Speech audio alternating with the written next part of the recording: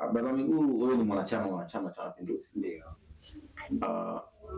Juzi tarehe 19 imetimia miaka 4 tangu ambapo Mheshimiwa Dr. Samia Suluhu Hassan alipochukua kijiti cha urais wa Tanzania.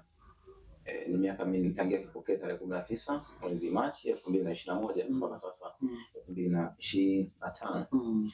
Wewe kwa upande wako naomba kidogo utupe kama historia, lakini utupe yale ambayo unaona mpaka sasa mheshimiwa ameshayakamilisha ndani ya hiki kipindi cha miaka 4 na ambayo unahisi yanaweza yakawa ndio picha ya yeye kuonesha anaenda kujitetea na nini, au anaenda kuonesha nini wa Tanzania kwamba amekamilisha kwa ajili ya kuomba kura mwaka wa 2025 wakati wa uchaguzi tarehe utakapotangazwa. Asante sana. Shukuru sana ndugu mtangazaji. Rais Samia aliweza kuapishwa mnamo tarehe 19 mwezi wa 3 mwaka 2021. Ndio. Baada ya majonzi makubwa sana yaliyolikumba taifa letu la Tanzania kwa kuondokewa na kiongozi chetu hayati Dr. John Pombe Joseph Magufuli aliyeweza kufariki Machi 17 kama sikosei. Ndio. Mambo makubwa na mengi yamekuja kufanyika baada ya Rais Samia kupokea hii nchi kwenye mustakabali ambao kimsingi ulikuwa ni ngumu sana kuvumilia kwa mtu yeyote. Kuondokewa na baba kwenye nchi, kwenye familia, halafu na watu wa mama kwa ajili ya kuendeleza gurudumu ambao walikuwa waliendeleza baba wa familia, ilikuwa sio jambo jepesi. Lakini mpaka baada ya kuapishwa tarehe 19 ameweza kuichukua nchi hii ndio kwenye majonzi makubwa, lakini mambo mengi sana yakayafanya. Moja ya mambo makubwa ambayo mimi naweza kusema ndio birthday yake ambayo anaweza kufanya Rais Samia ni makubwa. Moja ya mambo ambayo ameweza kuyaboresha yalikuwa kwa kiasi ameboresha zaidi ni masuala ya mashirikiano ya mahusiano ya kimataifa. Kwa muda mrefu tulikuwa tunajaribu kulia jinsi ambavyo tunapaswa nchi yetu iwe na mahusiano mema na mataifa ya nchi za wenzetu katika masuala ya kidiplomasia na masuala mengine.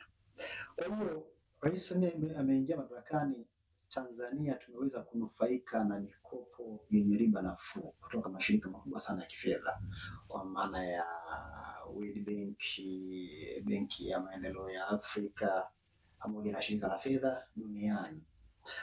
Takriban fedha nyingi sana zimeweza kutolewa mara tu baada ya Rais Samia kuingia madarakani. Kumbuka mengi ambacho nchi ilikuwa inahangaika na ugonjwa wa corona. Tanzania cha rais wetu kwa mahusiano mazuri bali ya jenga na dunia kwa ujumla, tulibahatika kupokea dola za Kimarekani milioni 500. Dola za Kimarekani milioni 500. Haikuwa jambo jepesi. Hapo tunazungumzia kama trilioni 1 hivi na bilioni 100. Yes, fedha nyingi sana ambazo zilikuwa ni fedha kwa ajili ya COVID ambapo kimsingi zimeenda kusaidia masuala mengi sana ya kiafya na maendeleo kwenye nchi yetu hii. Kwa hiyo mahusiano leo yajenga na lipeleka sisi kupata msaada. Lakini ongezeko wa uendelezaji wa miradi ya kimkakati mikubwa ambayo iliachwa na mtangulizi wake, miradi kama vile SGR, bwawa la Mwalimu Nyerere, upanuzi wa barabara ambazo zilikuwepo na mambo mengine kwenye masuala ya miradi. Tunafahamu SGR jinsi ambavyo iliachwa ipo na mpaka leo kwamba tunaweza sasa kutoka Dar es Salaam kwa reli ya umeme mpaka Dodoma kila siku kwa nauli ndogo, lakini kwa masaa machache sana. Na hisi huu ni ushujaa na ni uhodari mkubwa sana ambao Rais Samia ameweza kuonesha. Reli hii ilihusianisha gharama kubwa sana ambayo serikali ilitarajia kutumia zaidi ya bilioni 15 za Kitanzania. Hazikuwa fedha ndogo hizi. Lakini rais huyu ameweza kutoka na kwenda kupambana kwa ajili ya kuja kutafuta fedha na kuja kuwekeza kwenye taifa lake kwa ajili ya uendelezaji wa meli yetu ya kisasa. Lakini ujenzi wa viwanja vya ndege na upanuzi wa bandari tumeshuhudia yamefanyika kila kukicha kupitia kwa rais wetu huu.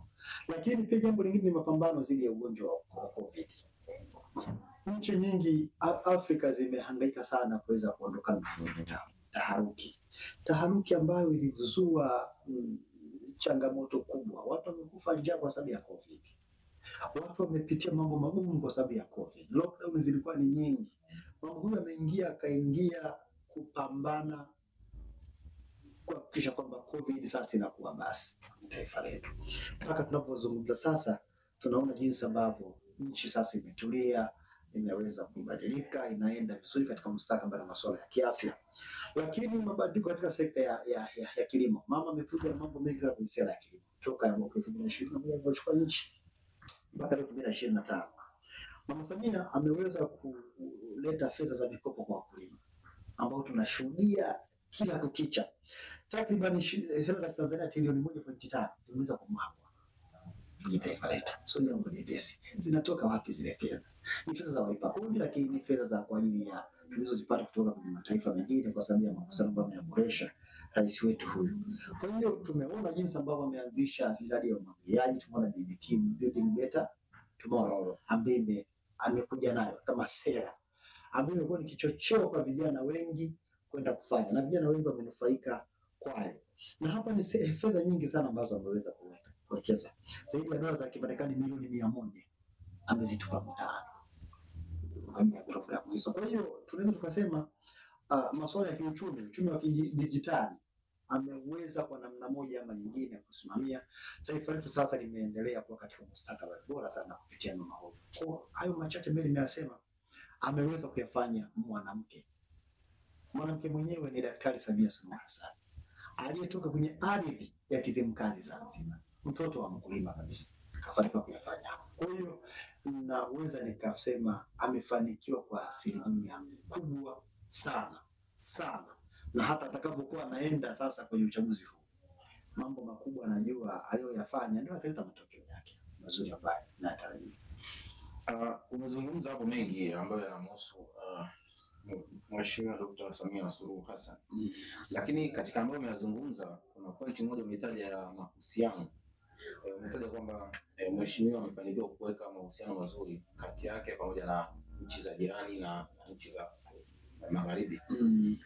Tukizungumzia mahusiano tunaangalia hata mahusiano ya ndani. Alikuja na mikakati ya kujaribu kuweka mahusiano mazuri kati ya chama tawala lakini na vyama pia pinzani. Lakini ni kama mahusiano hayo hayana muendelezo mzuri.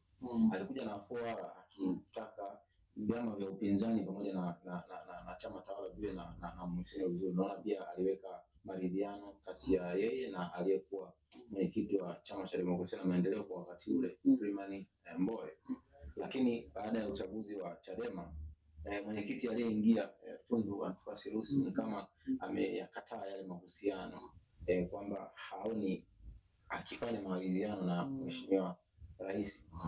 Kumekuwa na lawama nyingi kutoka vyama vya upinzani, lakini kutoka pia na watu wengine wa upinzani wa chini wakizungumza ni kama Mheshimiwa ana kosa au anafeli kuwa na mahusiano na watu walioko ndani, hasa vyama vya upinzani ambavyo kwa kiasi kikubwa anazungumza kwamba anahitaji kuwa na mahusiano nayo mazuri kwa ajili ya maendeleo ya taifa.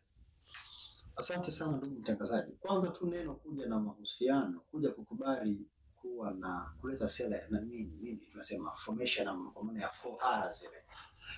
Kuweza kuintroduce kwenye taifa la Tanzania Rais Samia ulikuwa ni ujasiri mkubwa sana. Huenda hatukuwahi kuuona popote.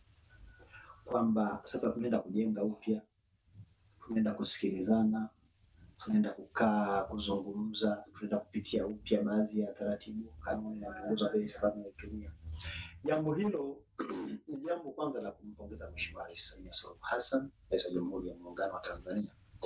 Lakini umeuliza swali la kwamba amefanikiwa mahusiano ya nje. Ndani kuna kama vile kuna kukinzana. Ndio. Mbowe alianzisha mazungumzo na Mheshimiwa Rais. Kwanza nikwambie, Rais Samia toka ameingia madarakani hajakaa na vyama vya upinzani kufanya mazungumzo, mashauriano au makubaliano ya aina yoyote. Amekuwa akikutana na watu mbalimbali. Wako viongozi wa vyama mbalimbali, wako viongozi wa vyama vya ushirika, wako viongozi wa makampuni, wako wafanyabiashara. Amekuwa ni msingi wa kiongozi yoyote anayejali demokrasia. Lissu umemtaja kwamba anayakataa yale ambayo alienda kuzungumza Mbowe. Kwanza hatufahamu, hata wewe mtangazaji ufahamu alienda kuzungumza nini kwa na Rais Samia. Nchi yetu ni nchi ya kidemokrasia na ina mfumo wa vyama vingi. Hajawahi Samia kuviita kama rais wa nchi, kuviita vyama vya upinzani kwenye nchi ya Tanzania au vyama ndugu kuja kukaa kuzungumza na rais wa nchi. Tofauti na ninachokijua,